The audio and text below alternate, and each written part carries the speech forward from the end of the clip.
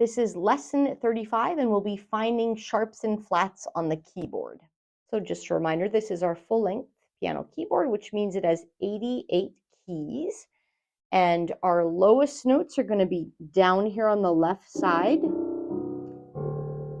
In a past lesson, we discussed that this would be officially a 0 in scientific pitch notation, and then this would be C1. And then right in the middle of the piano, we have our middle C. So this is the middle of the range of the piano. So this would be C4. And then our upper range is here on the right side of the keyboard. Goes all the way up to C8. Again, just to review that if we look at the piano keyboard, we quickly see that there's a pattern to the way the keys are laid out. So other than this orphaned black key over here, we always see a pattern of 2 black keys, followed by a space with just 2 white keys, and then another group of 3 black keys, space, where there are just 2 white keys, 2 black keys, space, 3 black keys, space, 2 black keys, space, 3 black keys, space.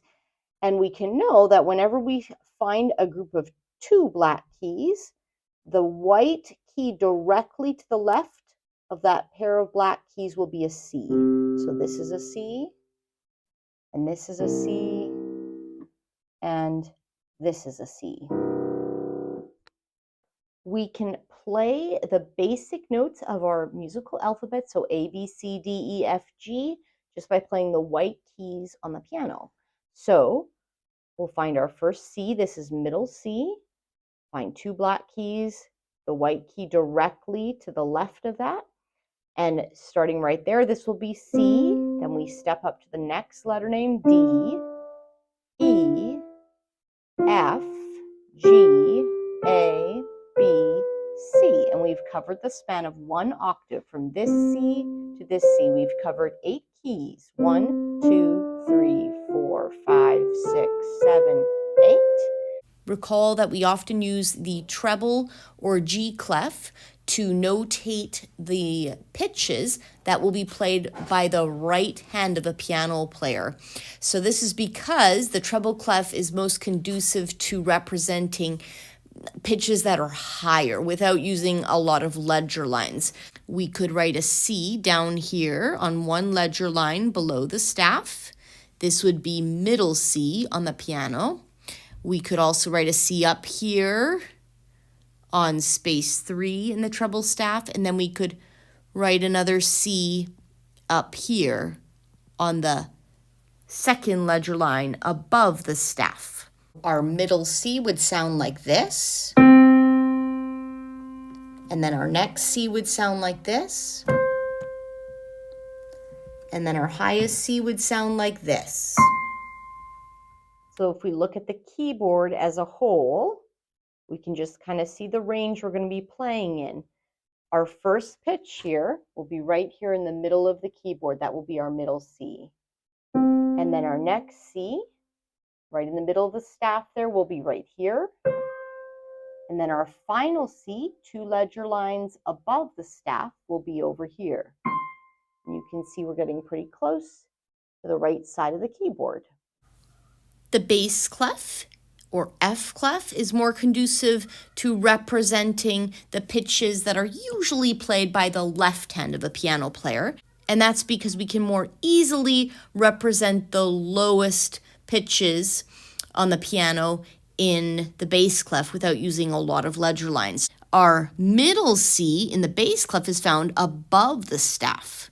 So it's found on the first ledger line above the staff. So these pitches, this C in treble clef and this C in bass clef, it's actually the exact same pitch, just written in a different clef, so it would be the exact same key on the keyboard. We can draw another C in the treble clef right here in the middle of the staff on space 2.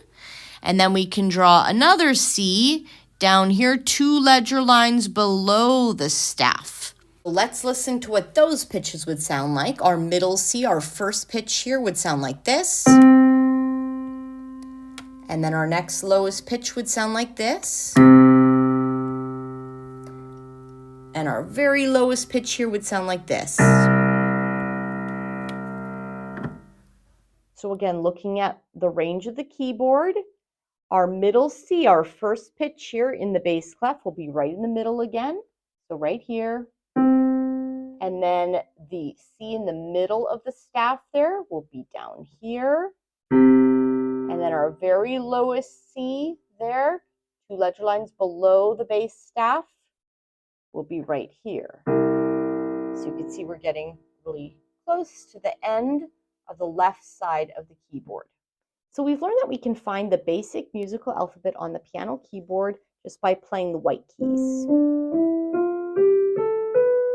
All right, so C, D, E, F, G, A, B, C. C, B, A, G, F, E, D, C. So why do we have black keys? Well, let's hear what happens when we play a black key. So let's start with a D. Here's our C, here's our D, D, and I'm going to play this black key to the right of the D. D, and then, well, what happened to the pitch? It went just a little bit higher. In our last lesson, we talked about that little bit higher can be called a half step. Let's see what happens if we play that D again, and then we play the black key to the left of it. And you hear that the pitch went just a little bit lower. It actually went a half step lower. So here's your D, and here's a half step lower. Let's look at how we would represent that on the staff. So first of all, this is our G or treble clef. So we know this is a G here on line 2. Let's just go backwards through our musical alphabet to find the pitch on the staff that we just played on the keyboard. So F, E, D. This is the D that's just above middle C, right here. Recall that this would be middle C, and that's why this pitch is the note we just played on the keyboard. This is our D, so our D sharp would be a half step higher than our D, and would be written just by placing a sharp symbol right before our normal note head. Remember that when we write that with English letters, we write a D for this D, and we would write a D, and then the sharp symbol would actually come after, just the way we say it, D sharp. On the staff, when we write it, we really are writing sharp D. So when we play this on the piano keyboard, we're playing the white key, D, and then we're playing the black key that is closest to it, directly to the right. So here's our D, and then D sharp will be the black key directly to the right. So the pitch is just a little bit higher. D, D sharp. So returning to just our plain D, let's put a flat in front of our next D.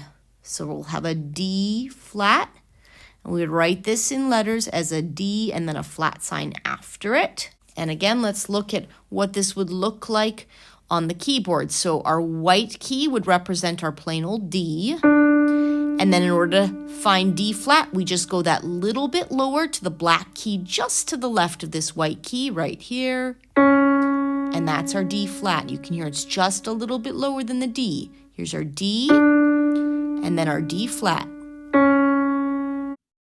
One of the reasons it's really helpful to have a basic understanding of the piano keyboard is that it can be a really helpful way to visualize some of the fundamental concepts of music.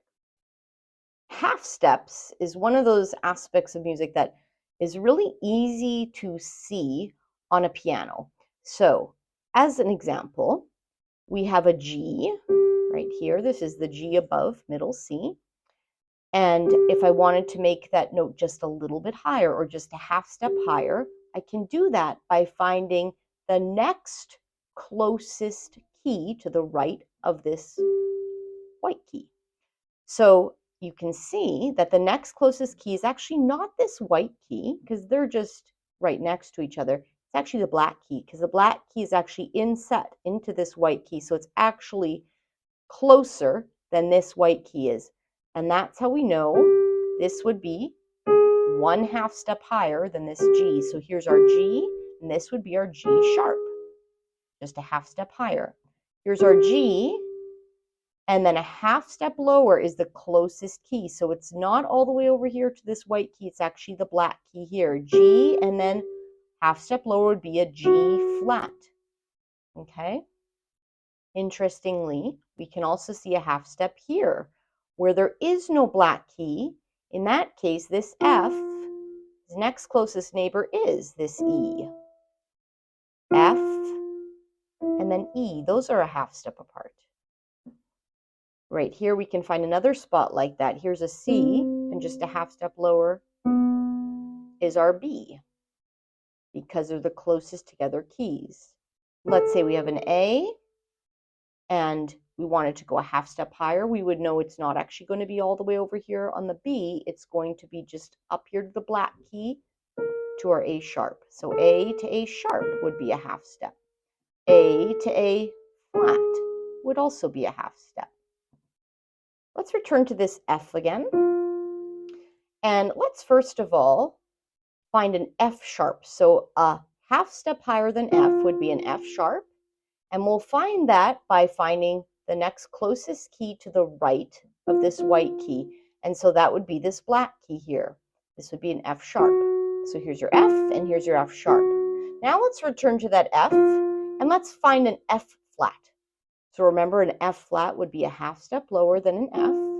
And we know that we find that on the keyboard by going to the next closest key to the left. And interestingly, in this case, because there is no black key between F and its white neighbor, we would actually just step down to the white key. That's an F flat. You might say, well, wait a minute, that's not an F flat. You told me that was an E. Well, it is. It's both.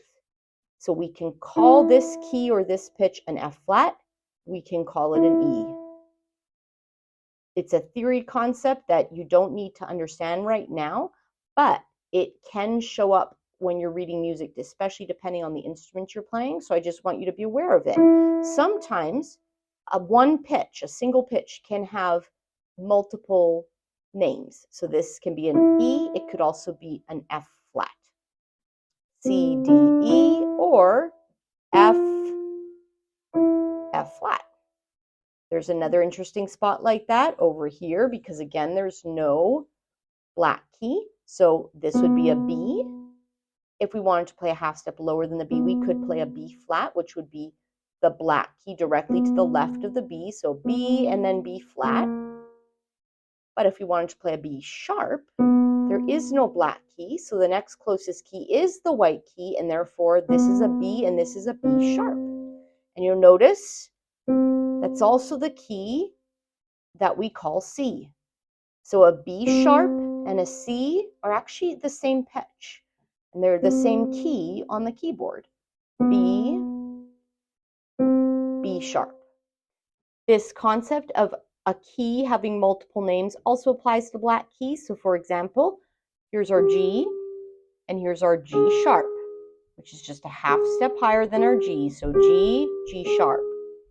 But we could just as easily play an A and flatten that. So we could play an A and then an A flat. The next lowest key on the keyboard would be this black key, and that's an A flat. So that black key can be called either a G sharp or an A flat.